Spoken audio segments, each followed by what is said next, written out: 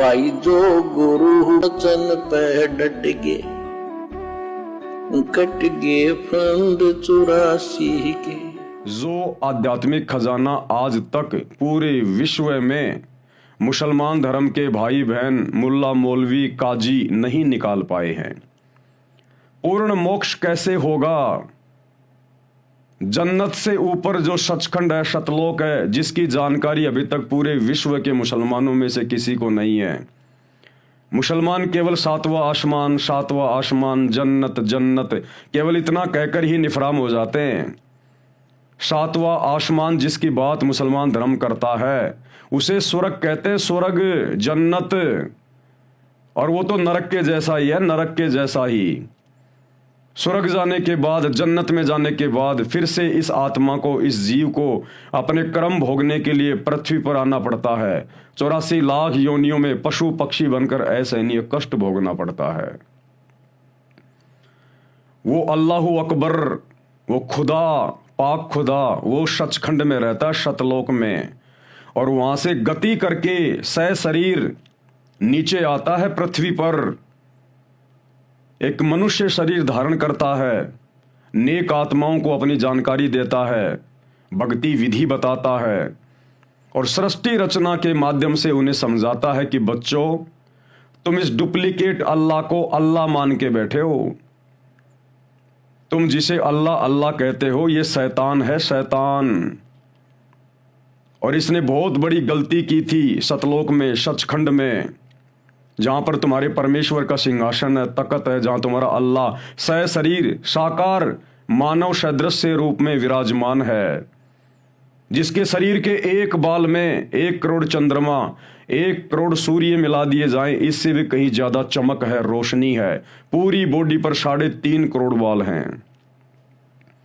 इस शैतान ने वहां पर एक गलती की थी, और तुम सभी आत्माओं ने जो आज सभी धर्मों में फंसे हुए हो, 84 लाख योनियों में जितने भी जीव जंतु हैं, तुम सभी आत्माएं इसके जाल में फंस गए और तुम वहां से इसके साथ नीचे आ गए, और इसने अब तुम्हारे ऊपर राज करना शुरू कर दिया अपने स्वार्थ के लिए, तुम्हें खाने के लिए।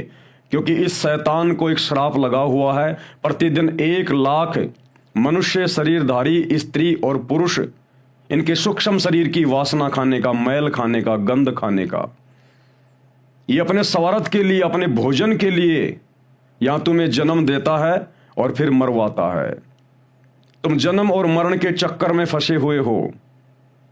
इस जन्म और मरण के चक्कर से तुम्हें तुम्हारा असल पिता परवरदिगार अल्लाहु कबीर, जो निहायत रहम दिल है, बड़ा मेहरबान है, पाक खुदा है, वो तुम्हें इस जन्म मरण के चक्कर से, शैतान से छुड़वाने के लिए इस काल लोक में आता है। शैतान को काल भी कहते हैं, ब्रह्म भी कहते हैं, क्षर पुरुष भी कहते हैं। सूक्ष्म वेद यानी 5वें वेद में इसका नाम ज्योति निरंजन है। तो आज वो निहायत रहम दिल पाक खुदा अल्लाहु कबीर सह शरीर भारतवर्ष की धरती पर सतगुरु रामपाल जी के रूप में प्रकट हैं, और सतगुरु रामपाल जी ने हर धर्म शास्त्र को भली भांति समझाया है। अब कौन समझना चाहेगा, कौन नहीं समझना चाहेगा, ये तो अब आत्माओं के संस्कार के ऊपर है। कहते हैं सकल पदार्थ है जगमाही, कर्महीन नर पावत नाही। जिसके बिल्कुल ही कर्म फूटे होंगे, नरक में ही जाना है, गधा कुत्ता सुअर ही बनना है 84 में, वो तो समझ नहीं पाएगा। वो चाहे हिंदू हो, चाहे मुसलमान हो, चाहे सिख हो, चाहे ईसाई हो।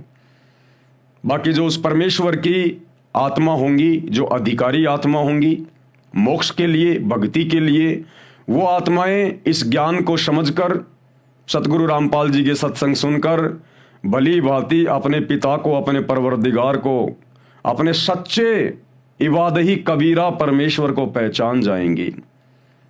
तो बहुत ही अनमोल ज्ञान सतगुरु रामपाल जी परमेश्वर जी ने, इस पाक खुदा ने, जो निहायत रहम दिल है, ये निहायत रहम दिल है। इसीलिए तो आप और हमने कितनी बड़ी गलती की थी सचखंड में, सतलोक में, अपने परवरदिगार के साथ धोखा किया और शैतान के ऊपर आस्था लगाई, उसके बावजूद भी उस रहम दिल अल्लाह अल्लाहु कबीर सतगुरु रामपाल जी ने, जो आज मुर्शिद रूप में, संत रूप में धरती पे प्रकट है, आप और हमें वापस ले जाने के लिए आए हैं। तो अब हमें जागना होगा।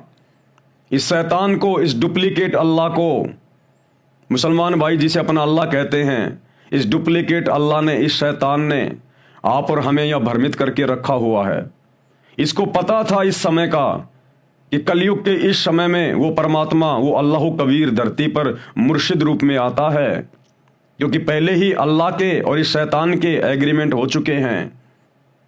इसको पता था, इसलिए इसने हम सभी आत्माओं को धर्मों में बांट दिया, अलग अलग संप्रदायों में बांट दिया। अन्यथा सतयुग में कोई धर्म नहीं था, केवल 4 वर्ण थे। त्रेता में कोई धर्म नहीं था, केवल 4 वर्ण थे। द्वापर तक कोई धर्म नहीं था, केवल 4 वर्ण थे। इस कलयुग में जो लगभग 5,500 साल से शुरू हुआ है और लगभग 3,000 साल के इधर इधर इस शैतान ने, इस डुप्लीकेट अल्लाह ने, इस काल में हम सभी परमेश्वर की आत्माओं को धर्मों में बांट दिया, ताकि जब वो परवरदिगार, वो अल्लाह धरती पर आए मुर्शिद रूप में, संत रूप में, तो कोई भी उसकी बात को ना सुने और अपने अपने धर्म को, अपने अपने देवी देवताओं को सर्वश्रेष्ठ मानकर उसी घटिया साधना में उलझे रहें और इस काल के चक्कर में फंसे रहें। लेकिन वो परमेश्वर, वो अल्लाह कबीर जिस मकसद से पृथ्वी पर आते हैं, अपने मकसद को वो जरूर पूरा करते हैं।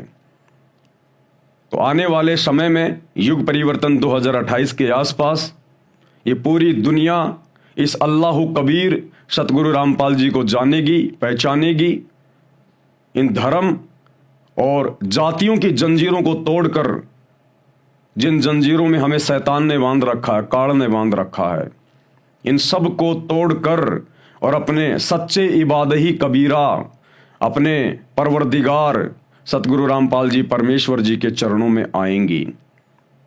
लेकिन सौभाग्य होगा उन आत्माओं का जो युग परिवर्तन 2028 से पहले पहले उनके ज्ञान को समझकर, उनके सत्संग सुनकर यूट्यूब पर और उनकी शरण में आ जाए, तो वे आत्माएं ज़्यादा नुकसान नहीं उठाएंगी।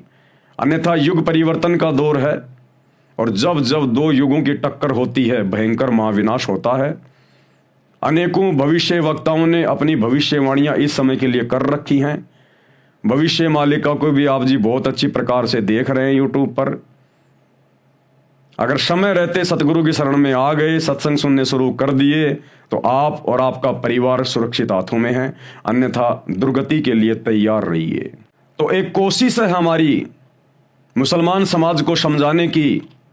वैसे तो सतगुरु रामपाल जी परमेश्वर जी ने अपने कर कमल से इस पुस्तक को लिख दिया है, लेकिन उसके बावजूद हमारा यह कर्तव्य बनता है कि हम ये संदेशा मुसलमान समाज तक पहुंचाएं और उनको हम दावत दें कि ऐ पूरी दुनिया के मुसलमानों, तुम्हारा सच्चा इबादही कबीरा ओरिजिनल खुदा धरती पर मुर्शिद संत रूप में सतगुरु रामपाल जी के रूप में प्रकट हैं।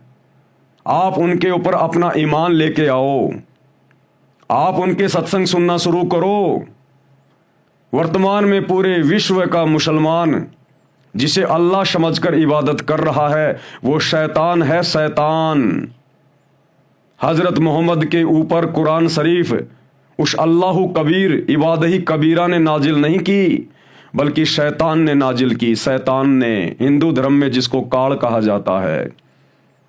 इस शैतान के षड्यंत्र से निकलिए और अपने सच्चे परवरदिगार सतगुरु रामपाल जी परमेश्वर जी के ऊपर ईमान लाइए। हम सभी सतगुरु रामपाल जी परमेश्वर जी के फॉलोवर आप लोगों को दावत देते हैं, आप अपने सच्चे परवरदिगार पर ईमान लेके आइए। जो गुरु वचन पे डट के कट गए फंद 84 के, कट गए फंद 84 के, कट गए फंद 84।